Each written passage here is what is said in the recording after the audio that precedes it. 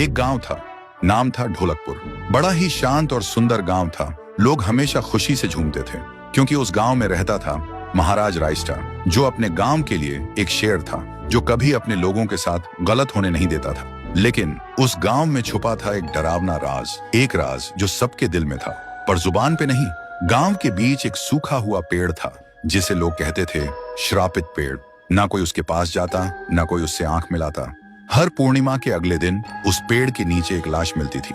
लोग कहते रात में कोई आता है और लाश छोड़ जाता है, लेकिन कभी किसी ने कुछ देखा नहीं और देखता भी कैसे। जो देखता वो अगले दिन पेड़ के नीचे होता था।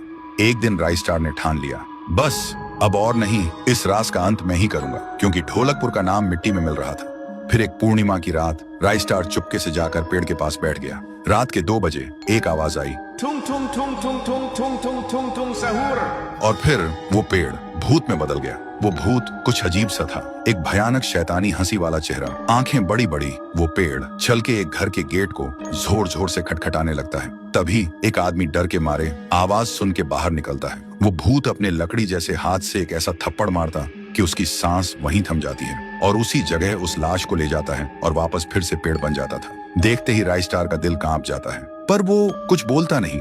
सुबह लोग भीड़ में जमा हुए और रायस्टार ने पहली बार उस पेड़ से बात करने की कोशिश की। पेड़ के अंदर से एक आवाज निकली, क्या तुम सब भूल गए मुझे? रायस्टार बोलता है, तू कौन है?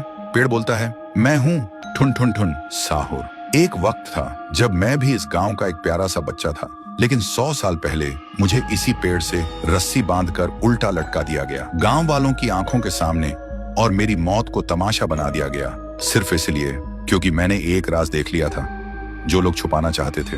और उसी पल से मेरी रूह इस पेड़ से जुड़ गई।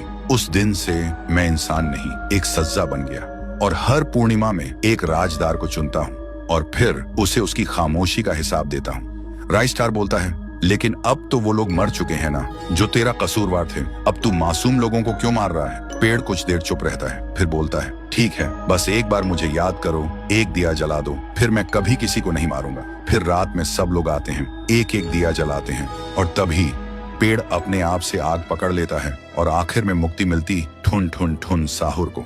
उस दिन के बाद गांव में कभी कोई लाश नहीं मिली। हर पूर्णिमा में लोग एक दिया जलाकर उसकी यादों को जिंदा रखते हैं, क्योंकि अगर भूल गए तो सपने में एक आवाज सुनाई देती थी, थुंग थुंग थुंग थुंग थुंग थुंग थुंग थुंग थुंग सहूर।